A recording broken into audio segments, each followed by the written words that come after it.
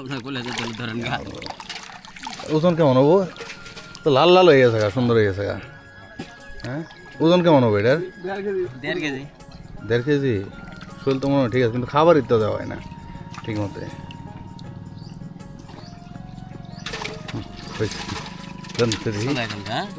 যাও যাও যাও যাও যাও যাও যাও যাও যাও যাও যাও।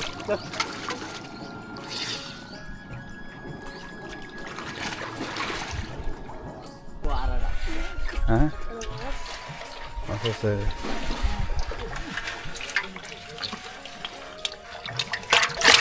এর মনে সব বাবুল জোড়া। আজকে আকন্দ এগ্রো ফার্মের একটি পুকুর থেকে মাছ ধরার জন্য জেলেরা চলে এসেছে, আর তারা নেমে পড়েছে অলরেডি মাছ ধরতে।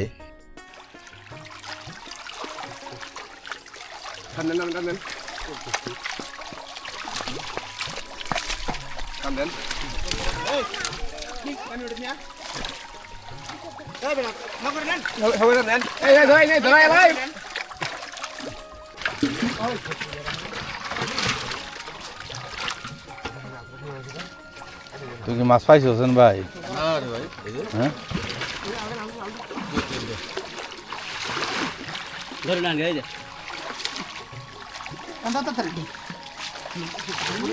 নামি দেবো আনবি যাবো না গো।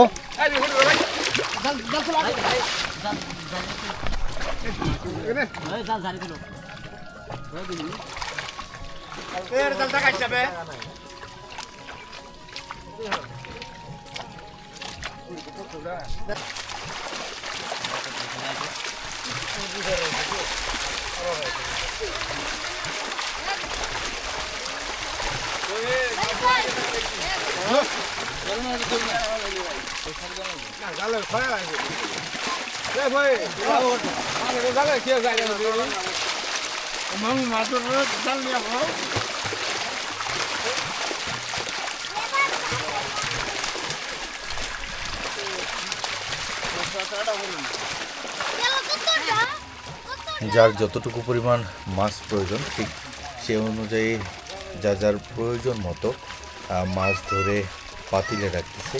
আজকে বিকালের বাজারে তারা এই মাছগুলো নিয়ে যাবে বিক্রি করার জন্য।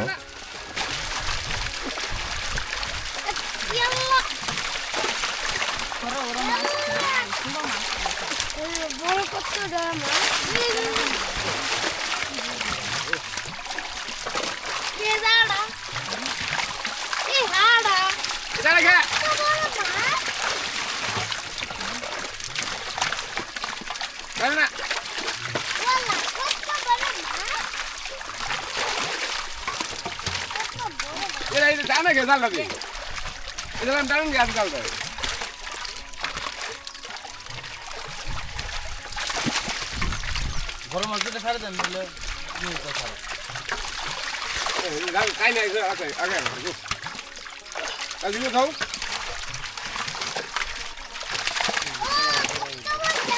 বড়টা ধরাস নাই আমি খাই যান ধরে লাভটা কি আপনি এই মারাই শেষ করতে স্যার মাছের কিলো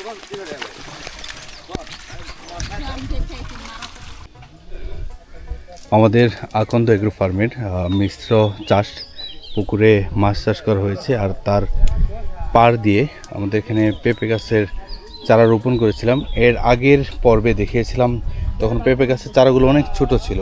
তারপর এখানে 12 মাসি সজনা, এই সজনার বীজ আমরা নিয়ে এসেছিলাম উত্তরবঙ্গ থেকে, তারপর বীজ থেকে চারা হয়েছে।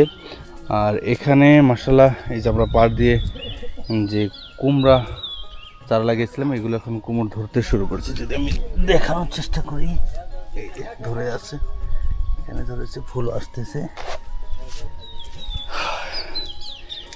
এখানে গত কয়েকদিন আগে টানা বর্ষণের ফলে আমাদের এখানে যে উপরের মাচা বা জাংলা ছিল, এগুলো প্রচুর বাতাসের কারণে অনেকটা ভেঙে পড়ে গেছে।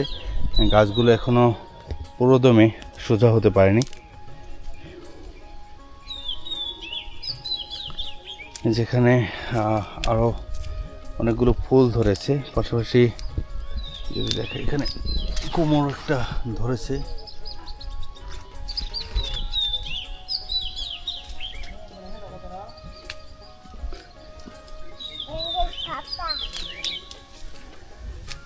আর আমাদের পুকুরের এপারে জায়গাটা যদি দেখাই, এটি হচ্ছে ধান ক্ষেত। এখানে ধান চাষ করা হয়েছে টোটালি।